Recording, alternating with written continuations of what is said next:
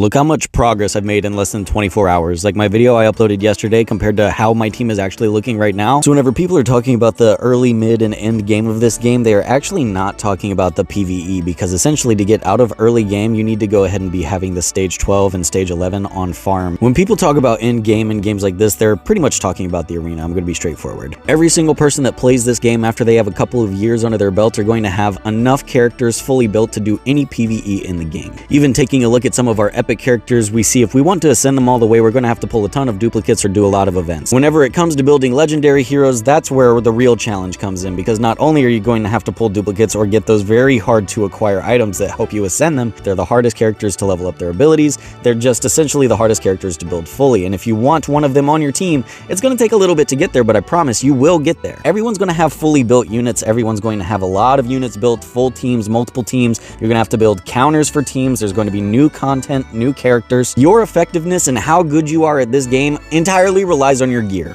Gear is the name of these games. The only way you're going to be able to improve in the future once you hit that wall is by getting better and better gear. Farming gear and accessories in the Arcane Dominator is how you're going to end up getting that gear. If you want the best gear you can possibly obtain, you're going to have to be able to farm stage 11 because it's 6-star gear. You're going to want it to be legendary, which is even more rare to pull. On top of that, the main stat in your gear needs to be a desirable stat. For example, for these boots, I would either want speed or attack percent on an attack dealer. We'll keep it simple because the weapons always just have flat attack as their main stat, right? So you just get a legendary 6-star piece of gear for the correct set and you're done, right? Wrong. You see the substats down here in the bottom where we see attack, defense, defense percent, and precision. Those actually come in a set of different ranges, so it's not always going to be 10% defense. Precision might have a range of between 6 or 8, so you're going to want to get one of the highest rolls on the precision and roll an 8, and then leveling up the gear in intervals of 3 will increase the substats in the bottom, but it also increases it in the same range again. My third power up to the weapon, it will need to roll another 8 to 16. On my plus 6, it'll need another 8 to 24. On my plus 9, another 8 to 32, and then the maximum it could possibly be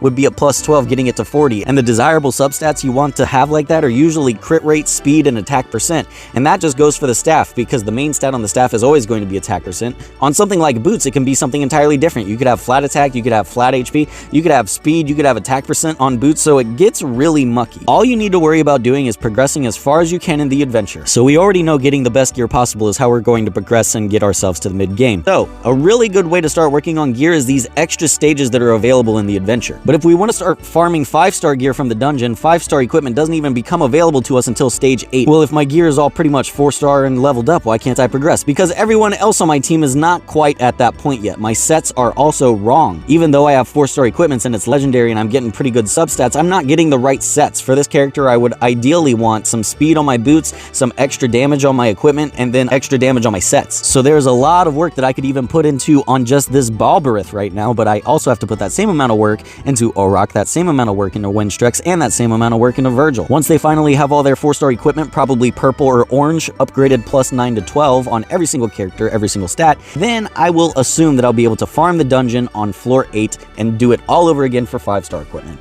Once you do it again with 5-star equipment, you're going to have to do it all over again for 6-star equipment. And that's just for one team. On all of these different dungeons, it's going to probably require some different monsters to get past each dungeon. If it's a 4-star and below, don't upgrade anything past level 12. If it's 5-star and above, you can upgrade it as much as you want. So hopefully that helps you with a little bit of direction. And other than that, that's going to do it for me today, y'all. And I'll see y'all later. Bye.